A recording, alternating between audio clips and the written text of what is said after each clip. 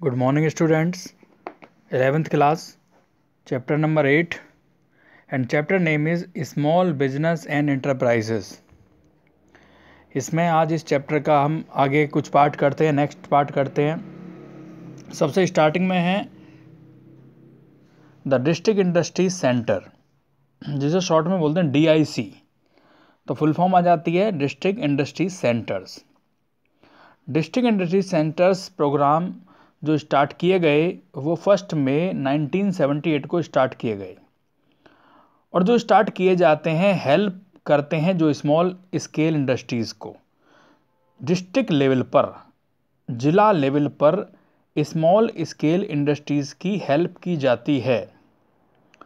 ये centre provide कराते हैं ऑल द प्रमोशनल एक्टिविटी, जो भी प्रमोशन की एक्टिविटीज़ होती हैं उन्हें प्रोवाइड कराते हैं, जैसे कि identification of suitable scheme,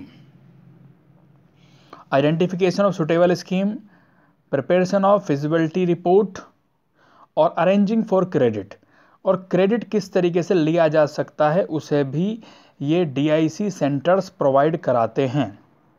these centre promote entrepreneur attitude in rural areas. Rural areas में इनका क्या एटीट्यूड रहता है। DIC is the institution eight district level. DIC institute जो होते हैं ये डिस्ट्रिक्ट लेवल पर प्रोवाइड किए जाते हैं। All services and support to entrepreneur, जो सपोर्ट करते हैं एंटरप्रेन्योर को for setting up small scale business, कि स्मॉल स्केल बिजनेस को कैसे सेटअप किया जा सकता है। जैसे कि आइडेंटिफिकेशन ऑफ सुटेबल स्कीम, कौन कौन सी वो सुटेबल स्कीम है, preparation of feasibility report, arranging of credit. Broadly DIC are trying to bring change in attitude rural entrepreneur. DIC का मेन एम क्या होता है कि रूरल एंटरप्रेन्योर में चेंजेस लाना। DIC is emerging as the focal point for economic and industrial growth at district level. Growth के लिए किए जाते हैं कि डिस्ट्रिक्ट लेवल पर हम उनकी किस तरीके से ग्रोथ कर सकते हैं। नेक्स्ट आता है incentive offered by government.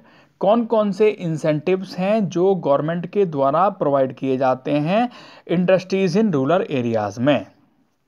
After independence के बाद, स्वतंत्र होने के बाद, some area in our country are developing. कुछ एरिया ऐसे थे हमारी कंट्री के जो बहुत तेजी से डेवलप हुए, जिनका विकास हुआ, जबकि कुछ एरिया बैकवर्ड रह गए, पिछड़े रह गए, अंडर डेवलप रह गए, जो डेवलप नहीं हो पाए। बट बैलेंस रीजनल ग्रोथ और डेवलपमेंट जो है मस्ट है, मतलब ग्रोथ होनी चाहिए, हर क्षेत्र में विकास होना चाहिए, ये बहुत ज़रूरी है। इसके बहुत सारे कारण हैं। पहला है टू प्रोवाइड एम्प्लॉयमेंट प्रोवाइड कराना, रोजगार प्रोवाइड कराना, हर क्षेत्र में, हर एरिया में अपॉर्चुनिटीज़ के अवसर प्रदान कराना। To develop local skill and resources, develop करना रिसोर्सेज को, स्किल्स को। रिस्ट्रिक्शंस लगाना जो अर्बन एरियाज हैं उन पर। To have balance regional growth, हमें क्या करना है कि ग्रोथ होनी चाहिए, हर जगह की ग्रोथ होनी चाहिए, कोई भी पिछड़ा क्षेत्र नहीं रहना चाहिए। रूरल बैकवर्ड एरिया, जो बैकवर्ड एरियाज़ हैं, हिली एरियाज़ हैं, तो गवर्नमेंट को बहुत सारी स्कीम प्रोवाइड कराती है, जो कि इस तरीके से हैं। पहला पॉइंट है availability of land in these area concessional rate, land provide कराना कंसेशनल रेट पर। Location of public sector project in backward area, location public sector area backward areas में।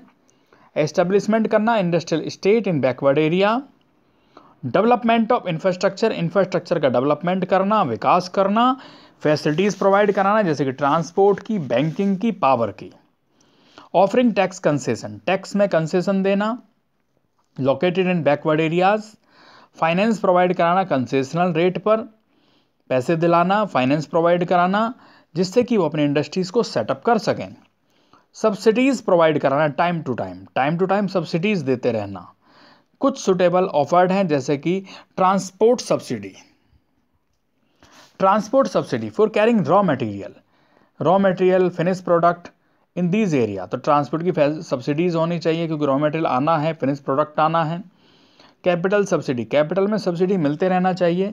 In fix assets of industry setup in backward areas, infrastructure की subsidy मिलना चाहिए। Central government beer करती है हर तरह के एक्सपेंसेस।